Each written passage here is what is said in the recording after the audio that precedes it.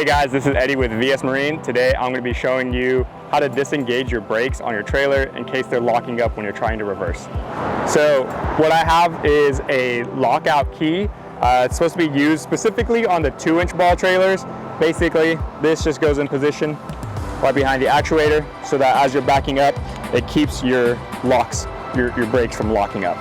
So the reason why you might be needing to do this, specifically if you have a uphill driveway, you need to back it up.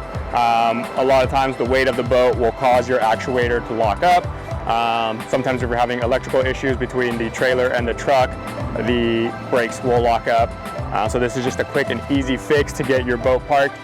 Reminder, you do not want to have this in when you're traveling because then you will have no brakes altogether.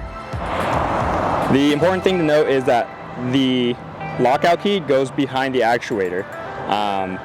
If you are noticing that your actuator is too far in, what you have to do is just chalk your front tires, pull forward, that way it takes off that tension, and then you can slip in the lockout key behind it.